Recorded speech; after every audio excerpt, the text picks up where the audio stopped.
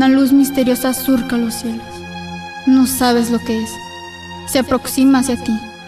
Tratas de huir, pero sientes tu cuerpo pesado. ¿Crees que se trata de un sueño? Lo que no sabes es que has sido abducido por Adimensional. Enigmas y misterios. Apaga la luz y atrévete a escucharnos. Adimensional. Nos encontramos vía telefónica con Miguel Aceves. ¿Qué tal, Miguel? ¿Cómo estás? Rafa, ¿cómo estás? Mucho gusto saludarte a ti y a todas las personas que siguen tu proyecto. Muy buenas noches. Estamos hablando esta noche de plasmaciones espectrales. ¿Qué opinión te merece el tema, Miguel? Fíjate, Rafa, que bueno, como mucha gente sabrá, pues yo me dedico a estudiar el fenómeno paranormal visto desde un punto científico. Siempre he tratado de verlo desde ese punto de vista y evidentemente pues es un fenómeno muy interesante, pero también hay que considerar siempre la posibilidad de que existan otro tipo de fenómenos que son ya más psicológicos, específicamente hablando, por ejemplo, del fenómeno de la pareidolia y del fenómeno de la apofenia. A ver, está muy interesante esto que nos estás hablando. ¿Podrías darnos la definición de una y de otra, por favor? Claro que sí, con mucho gusto. Sabemos que alrededor del mundo pues hay muchísimas evidencias de aparentes plasmaciones o psicoplastias en las que la gente observa, por ejemplo, sobre una superficie una figura que reconoce o que puede reconocer como algo que le es familiar, y muchas de las ocasiones, digamos la mayoría de las ocasiones, se trata de un fenómeno psicológico que se llama pareidolia visual, que consiste en que nuestro cerebro pues ya está diseñado de alguna manera para identificar en los objetos inertes algún rasgo que a nosotros nos parezca familiar o conocido, normalmente asociados al rostro humano. Es decir, nosotros siempre buscamos en las cosas de la naturaleza, en las cosas inertes, en los objetos, en las paredes, incluso en cualquier lugar, algo que nos dé una configuración básica del rostro humano en la proporción exacta, ¿no? Por ejemplo, buscamos que algo tenga ojos, nariz o la forma de una cabeza, y todo lo relacionamos directamente con la forma humana o con otras formas que nos parecen familiares. Es un fenómeno completamente normal porque así está configurado nuestro cerebro de alguna manera. Al momento de nacer, lo primero que vemos como seres humanos pues son rostros. Entonces, eso también pudiera explicar de alguna manera por qué nosotros vemos ese tipo de cosas en prácticamente todo. Ese sería visto desde el lado del punto de la pareidolia visual. Y la apofenia pues es otro fenómeno psicológico que consiste en relacionar situaciones que son completamente aleatorias y darles un significado o darles un sentido específico, ¿no? Por poner un ejemplo, si yo voy a un lugar que a lo mejor lo está catalogado como abandonado y como probablemente esté encantado, o que se tenga registro, o se piense que hay actividad paranormal, y tal vez yo estoy sacando una serie de fotografías y por las condiciones en las que se encuentra el lugar, tomo una fotografía en la que una mancha en la pared, por efecto de la pareidolia visual, me parece a mí una entidad o algo que parece algo familiar. Entonces yo voy a relacionar el hecho de que ese lugar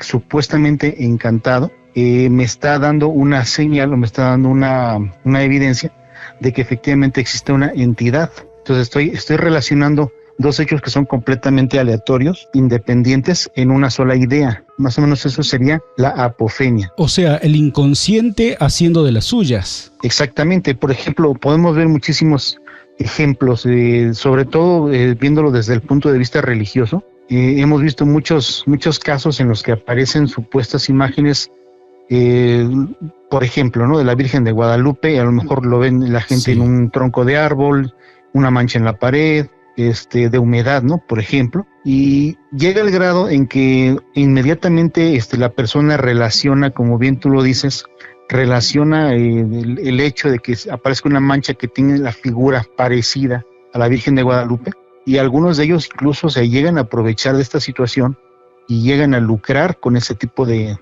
eventos, ¿no? Precisamente aprovechándose de que la gente pues tiene ese tipo de creencias, tiene un sistema de creencias, llegan a poner incluso alcancías y llegan a poner ofrendas, etcétera, etcétera. Entonces eso obviamente refuerza, empieza a ser un efecto de cadena, refuerza la creencia de una supuesta aparición, y eso nos lleva a tener una evidencia de algo que en realidad pues no es más que una simple mancha, ¿no? Entonces no importaría la cantidad de gente que vea lo mismo, Bueno, más allá de toda creencia, ¿no? Sí, claro. Por supuesto que está siempre supeditado al punto de vista particular. Pero cuando un grupo de personas comparten este mismo sistema de creencias, la creencia se refuerza, por supuesto, ¿no? Para eso también se encuentra el análisis.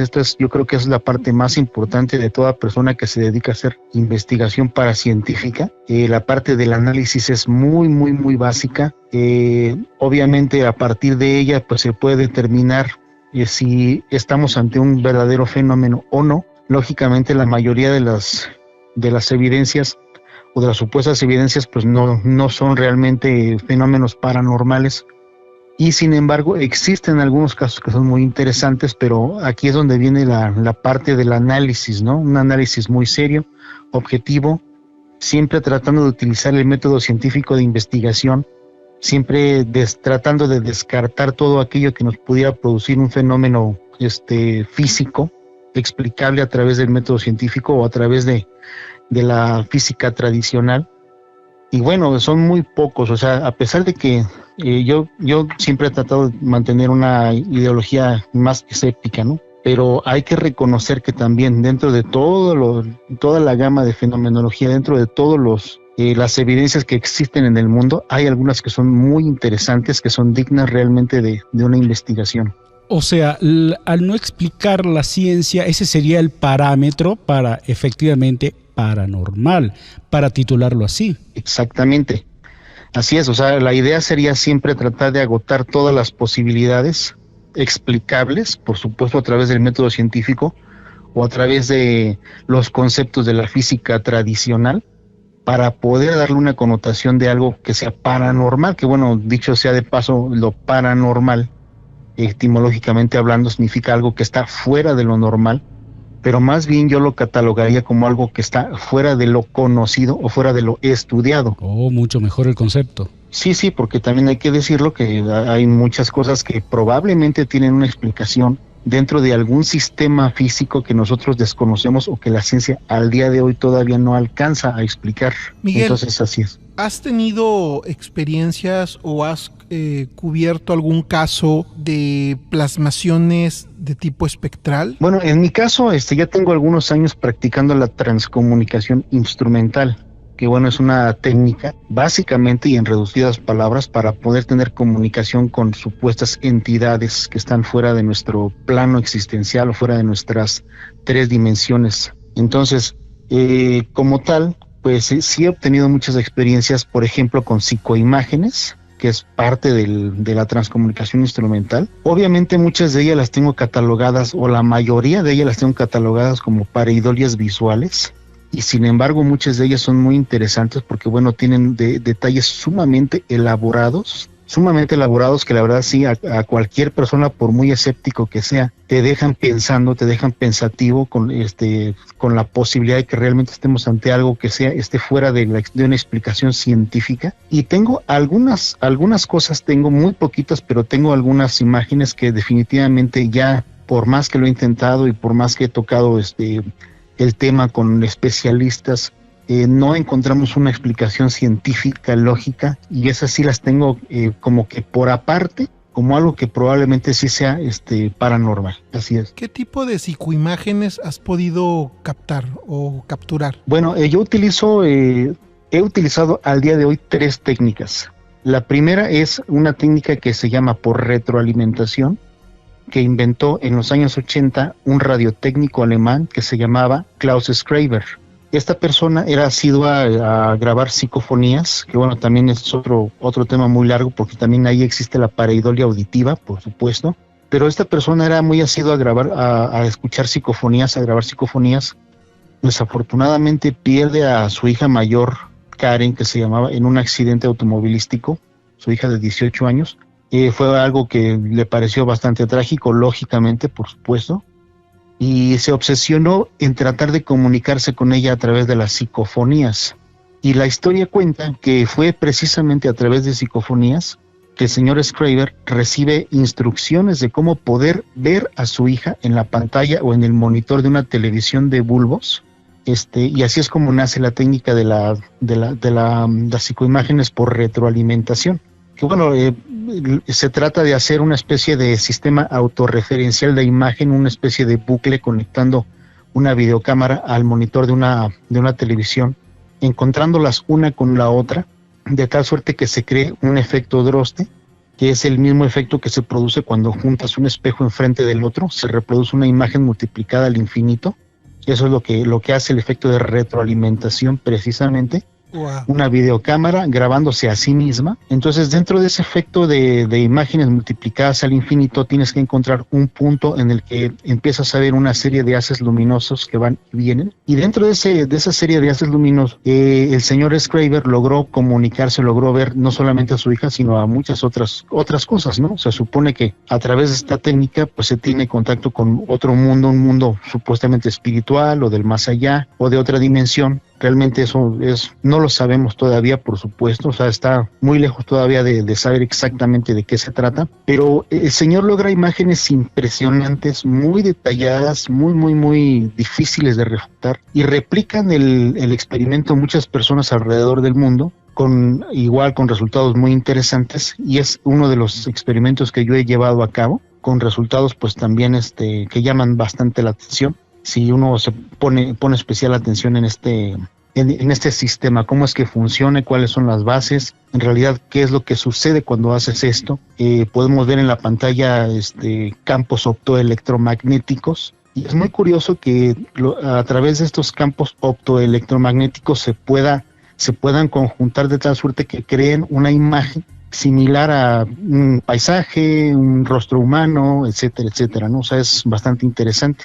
Esa sería una de las técnicas. La otra es una técnica que copié también de otra persona en Argentina, que, bueno, esa persona nombraba el experimento como el cronovisor de agua. Supuestamente, a través del agua, a través de un juego de luces entre un recipiente con agua y cierto tipo de luz, se crea un juego de luces, y dentro de ese juego de luces, agua en movimiento, podemos nosotros tener acceso, supuestamente, a fotografías, o más bien a escenas del pasado. Así es como se vendió la técnica, ¿no?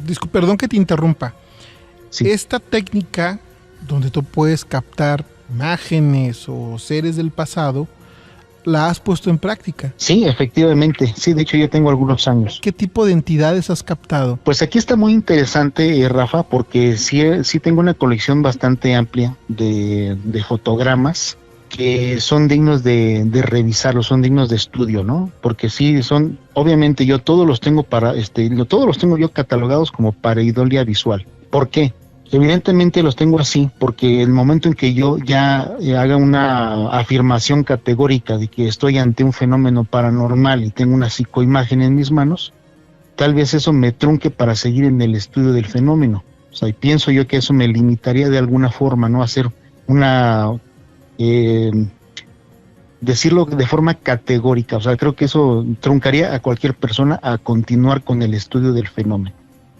Pero tengo que decir que muchas de las imágenes que he obtenido tienen muchos detalles. Es decir, por darte un ejemplo, no tengo un rostro que me parece que es una especie de metaimagen, es decir, una imagen dentro de otra imagen, en donde podemos observar un rostro claramente definido, como si se estuviera formando en tres diferentes dimensiones. Es decir, uno de los rasgos están un poco más alejados que otros, se ven incluso más pequeños, y todavía una tercer capa, por decirlo así, una tercer capa donde podemos ver todavía otros aspectos de los rasgos físicos, o sea, de los rasgos del rostro, todavía más alejados, como si se viniera formando en tres capas. No sé si logro explicarme. Eso sería una metaimagen, es decir, una imagen dentro de otra imagen.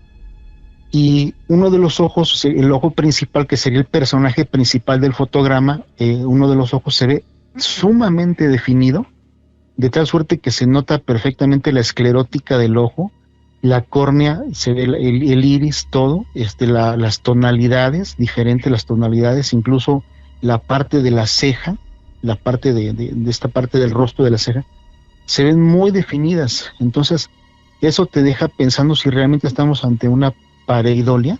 O sea, pienso que son tal vez pareidolias, pero que están un poquito por encima de la media, ¿no? O sea, no es una pareidolia común y corriente, sino tiene muchos detalles demasiado definidos. Ahora, si pudiéramos catalogar esto como un hecho meramente científico y llevase un estudio meramente científico, ¿no sería más interesante? Sí, por supuesto, sería mucho más interesante. Desafortunadamente, al día de hoy no he encontrado todavía un sustento que pudiéramos darle, ¿no? ¿Cómo podría yo sustentar, obviamente de forma científica, a través de un sistema físico, el hecho de que se reproduzca un fotograma dentro de agua en movimiento en una pequeña fracción de segundo? Porque, bueno, el experimento consiste en darle movimiento al agua, tomar una ráfaga de fotogramas y después analizar uno por uno cada fotograma en busca de esta imagen. ¿Las imágenes llegan solas en un tiempo determinado o uno puede viajar en el tiempo y lograr lo que uno quisiera, la imagen que uno quisiera o el tema que uno quisiera o las personas que uno quisiese? A mí me parece que no. Siempre he dicho que el fenómeno paranormal, si es que realmente se puede demostrar algún día su existencia al 100%, es un fenómeno completamente incontrolable. Y esa es la causa principal por la cual la ciencia no ha podido reconocer su existencia.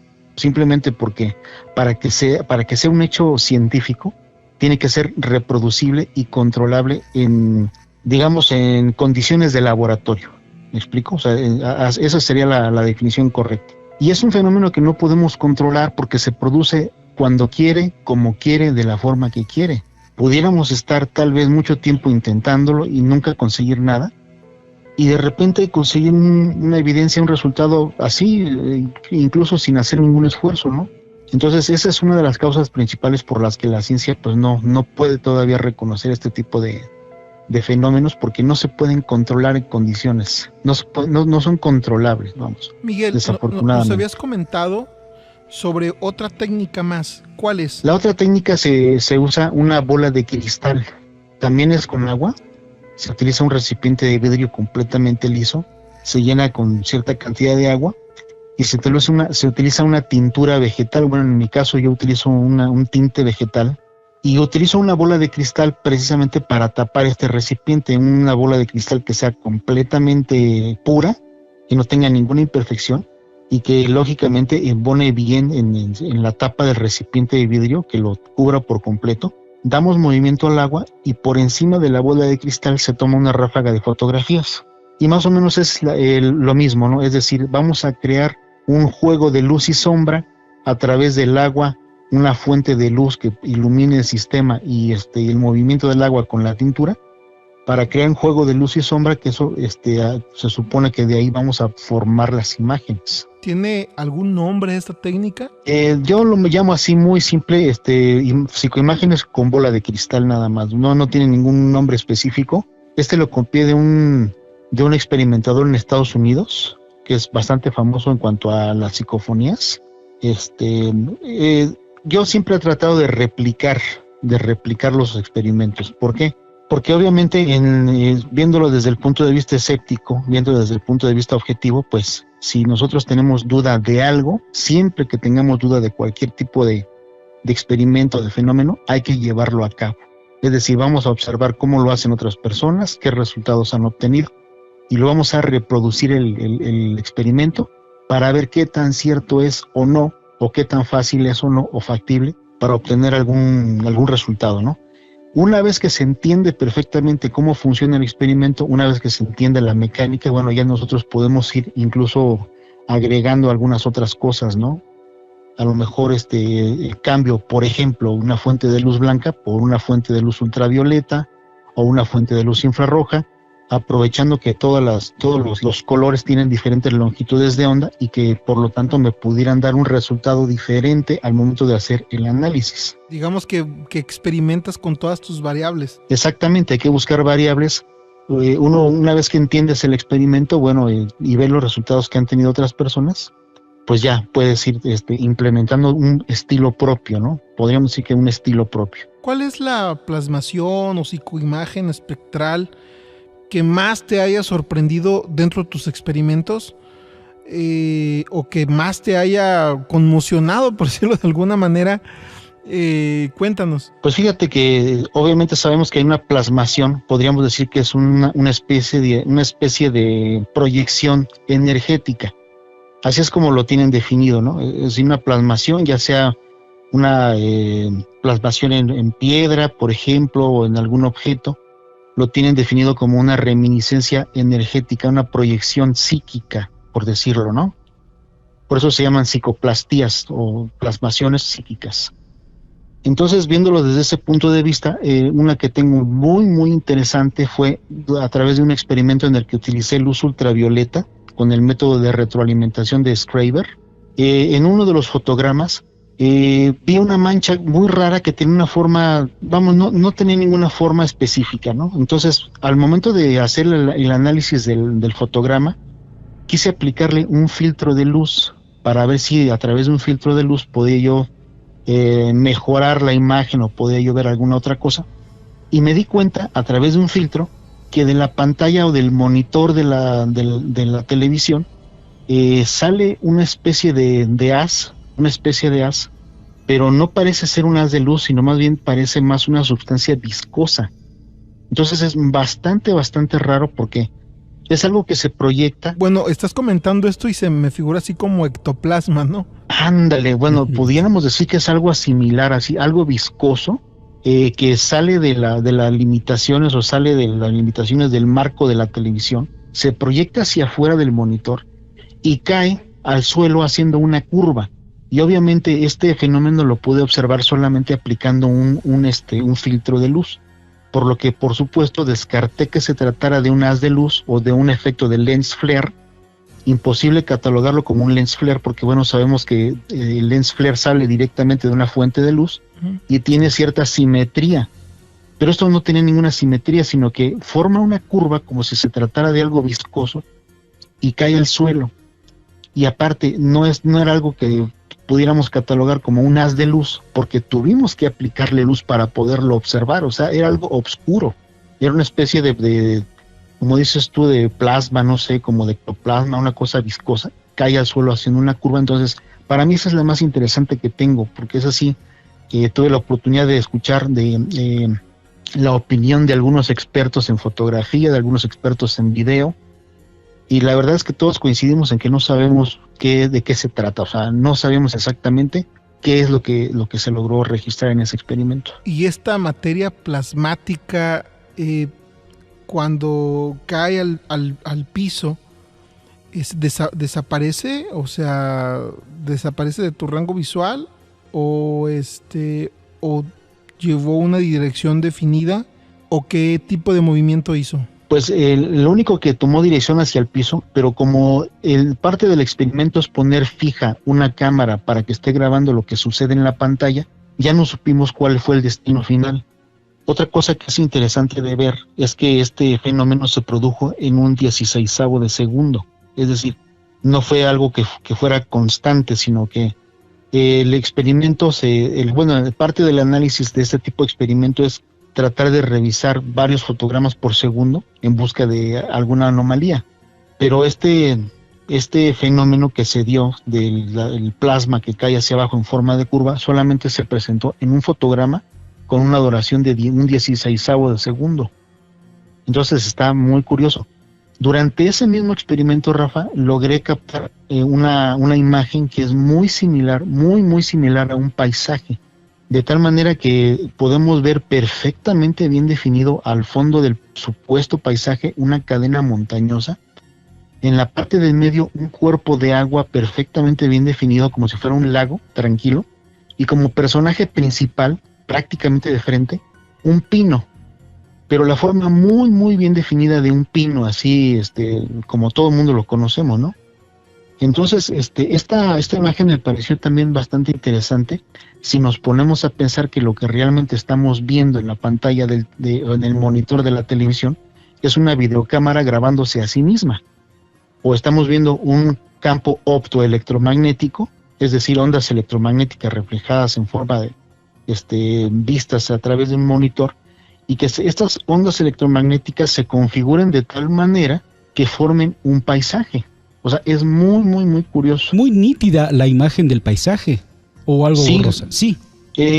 Vamos a decir como si fuera una imagen sobreexpuesta. Ok, Así es pero como- reconocible. Pero reconocible, por supuesto. O sea, es como si fuera una imagen sobreexpuesta a la luz. Sobreexpuesta a la luz, no desenfocada, sino más bien sobreexpuesta a la luz. Pero es bastante reconocible, ¿eh? Miguel, ese paisaje que pudiste observar anteriormente, ¿ya lo conocías? ¿Lo habías visto antes? No. Ese paisaje en algún lado, en algún momento de tu vida. No, Rafa, y fíjate que esa pregunta es muy interesante porque, bueno, también nosotros sabemos que una de las posibilidades que se manejan en este fenómeno es que esas imágenes sean producto de la proyección mental de la persona, de supuestamente a lo mejor otro tiempo, un recuerdo, etcétera. Incluso hay algunas películas que manejan ese concepto, pero en este caso no, o sea, ni idea, la verdad nunca he visto un paisaje así, o sea, con una cadena de montañas, un lago y de frente un pino. Era Pero- lo que te iba a preguntar, que si podrías describirnos el paisaje en sí, los elementos de este paisaje, si había una casa, si había, no sé. No, más bien era algo muy natural, más bien es una cadena, te decía yo, son básicamente 3 elementos, ¿no? Los básicos, que están acomodados de manera simétrica, están acomodados de manera lógica, vamos a decirle de manera lógica, porque se ve al fondo la cadena de montañas, en medio se ve el lago, así con su perspectiva, por supuesto, a lo lejos un lago así como que muy tranquilo, y el elemento principal o el personaje principal, un pino muy bien definido con sus hojas. Ese es uno de mis favoritos definitivamente, pero pensando por ejemplo en la proyección mental, que también recordemos que una supuesta plasmación, recordemos que estamos tratando el tema, que pudiera tratarse una reminiscencia energética producida por la mente humana o por la psique. Cualquiera de las dos opciones es muy interesante. O sea, si nosotros a través de nuestra psique de forma involuntaria podemos proyectar eso en una pantalla de un monitor, de un monitor con un tubo catódico, es igual de interesante que si nosotros podemos también tener acceso a otro lugar, otra dimensión, otro tiempo, o el más allá, o como le quieras llamar. Cualquiera de las dos opciones es sumamente interesante. Sería una fuente de información increíble. Exactamente. Ahora, volviendo al tema del pino, perdón por insistir. Sí, sí, sí. Imposible individualizar el lugar, no se te viene ninguna idea, ningún recuerdo, ninguna anécdota, nada. Digo, tampoco vamos a cerrarnos esa posibilidad porque tal vez lo llegué a ver en algún momento, pues a través del internet, a través de alguna imagen en la televisión, no lo sé. O de la infancia, nada de eso. O de la infancia, o sea, puede ser, o sea, pero algo que tenga yo fresco en la memoria y que diga, que lo pueda yo relacionar de inmediato, definitivamente no. No. Esa imagen la obtuvimos hace aproximadamente unos 4 años más o menos obtuvimos esa imagen. Y no la viste, no la reconociste tiempo después en nada tampoco. En nada. Y si algún día la vieras, ¿qué Sí. sentirías? Sería muy sorprendente porque aquí, haciendo este experimento, bueno, llevando a cabo la transcomunicación instrumental, me he llevado sorpresas muy gratas. Muy, muy, muy gratas, tanto en psicoimágenes como en psicofonías. Me he llevado sorpresas gratas en las que he podido comprobar de primerísima mano que pues que no son del todo pareidoles visuales o auditivas, o sea, también eso es importante decirlo. Por ejemplo, la mejor, si tú me preguntaras, tengo una colección que a lo mejor no es la mejor del mundo, por supuesto es una colección pequeña, a comparación de otras colecciones que hay en Europa, por ejemplo. Yo tengo alrededor de 2.800 psicofonías guardadas en el archivo. Y de todas te puedo decir que la mejor de todas para mí es una en la que obtuve el nombre de una persona que una semana después pude comprobar que era un dato verídico real. Entonces para mí es la prueba más cercana a comprobar que efectivamente estamos ante un fenómeno paranormal. Entonces es un ejemplo que te doy.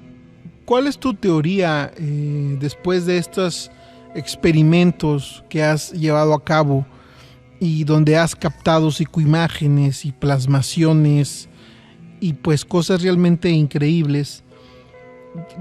¿cuál es tu conclusión o cuál es tu reflexión o teoría al respecto de todo esto, Miguel? Fíjate, Rafa, que existen muchas hipótesis alrededor del mundo y que básicamente todas se juntan en una misma, hablando de un mundo espiritual. Es decir, que existe un mundo espiritual con el que podemos nosotros tener comunicación o acceso a través de nuestra psique. Es decir, esto es algo 100% espiritual. El detalle es que tu servidor, pues yo soy ateo, yo no profeso ninguna creencia ni religión. Entonces a mí me gusta más pensar en el lado científico, o sea, tratar de darle una explicación de forma científica. Muchas personas que dicen que se trata de conexión con un mundo espiritual, con seres que están más elevados que nosotros, con seres que están que vibran en frecuencias mucho más altas, para mí podría ser tal vez la conexión a través de la física cuántica, que bueno, sabemos que es algo que todavía está muy en pañales, pero he estudiado por ahí una ley que es relativamente nueva, el modelo Hammer of Penrose, que nos dice que la psique humana puede desarrollar pensamiento de una forma tan rápida que puede provocar un colapso cuántico. Y para no hacerte el cuento tan largo, puede convertirse la mente humana en una entidad independiente del cuerpo a nivel cuántico. Entonces, yo pienso que por ahí está bien denso, o sea, está bien interesante, pero está súper denso toda esta información, Miguel. Sí, no es muy fácil de digerir, la verdad. No, o sea, pero es muy interesante, o sea, es muy interesante.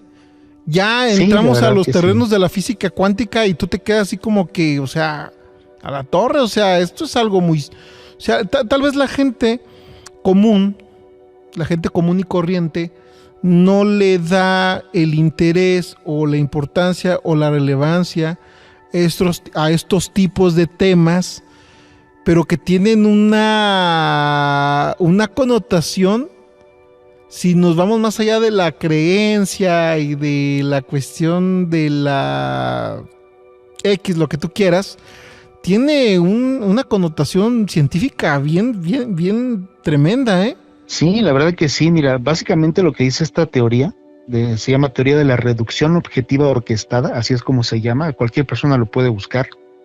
Dice que los pensamientos del ser humano se crean no directamente en las neuronas, sino en una estructura que forma las neuronas, que se llaman microtúbulos. Y la teoría nos dice que se forman tan rápido los pensamientos que esto produce un colapso cuántico. Entonces el producto de este colapso cuántico son unidades de despertar de conciencia, y nos dice que la conciencia puede llegar a ser una entidad independiente del cuerpo humano. Imposible de controlar, por supuesto, diciendo energía. A esa película donde alguien podía manipular su cerebro al 100%. Ah, sí, la de Lucy. Sí, la de Lucy, ¿no? Está... Pues algo así tiene que ver. Aquí lo que nos sugieren las personas que crearon esta teoría, que bueno, no son ningunos principiantes, por supuesto, es Sir Roger Penrose, un físico importantísimo allá en el Reino Unido, y un anestesiólogo estadounidense que se llama Stuart Hameroff. Stuart Hameroff y Sir Roger Penrose fueron los que crearon esta hipótesis. Entonces nos dice que es posible que la conciencia del ser humano pueda trascender a nivel cuántico e incluso pueda unirse a una especie de fuente universal. Y ellos nos sugieren definitivamente que esta conciencia es reciclable, dando pie a la transmutación de la conciencia, o lo que conocemos también como la reencarnación. O sea, imagínate que después de todo esto, después de todo este rollo, ellos den un poquito más de posibilidades que existe la reencarnación, como un sistema reciclable de la conciencia humana, que otras cosas, ¿no? Entonces está interesante el tema. Este es muy amplio, la verdad es muy complejo, pero cualquiera lo puede estudiar, se llama la teoría de la reducción objetiva orquestada o modelo Hammer of Penrose. Miguel, hemos llegado ya al final de esta emisión de Dimensional. El tiempo se nos fue volando. Bueno, Sam, ¿qué te pareció nuestro invitado de esta noche? Me fascinó. Oye, Miguel, para todos nuestros radioescuchas, para todas las personas que siguen este podcast, ¿dónde te pueden seguir? ¿Cuáles son tus redes sociales?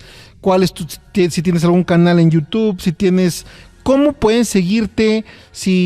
O ¿dónde pueden ver estas psicoimágenes? ¿Cómo pueden contactarte, Miguel? Claro que sí, bueno, lo principal sería a través de mi canal de YouTube que se llama Voces Fantasmales. Así ustedes buscan Voces Fantasmales y ahí lo encuentran.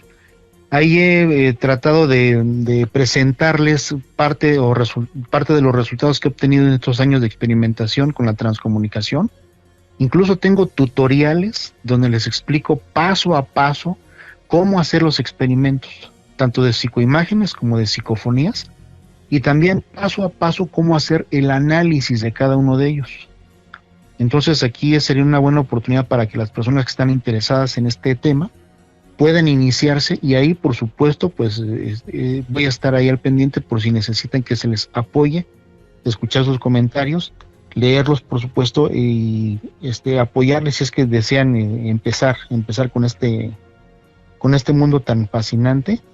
Y ahí les he presentado alrededor de unos 450 psicofonías, parte de mi colección, y muchas otras psicoimágenes. También ahí van a poderlas observar, incluso las que les acabo de platicar, la imagen que les dije del pino y todo eso, las tengo publicadas en YouTube y con mucho gusto los espero. Sí, las voy a ver. Okay. Muchísimas gracias, Miguel. Y bueno, te comprometemos, ¿no?, a que nos concedas pues el honor, ¿no?, de acompañarnos en una próxima emisión de Dimensional, Miguel. No, pues por el contrario, muchas gracias a ti por la invitación, la verdad es un gustazo.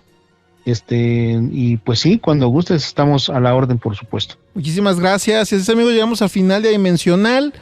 Nos vemos el próximo viernes. Cuídense mucho. Sam. Muy buenas noches. Saludos a Jerome en control de cabina. Esto fue Dimensional. Hasta pronto. Estás escuchando Adimensional, que transmite desde Sonora, México, para todo el mundo. Puedes enviarnos tus videos, fotografías, relatos, comentarios o sugerencias a nuestra dirección de correo electrónico mundoenigma900@gmail.com. Adimensional.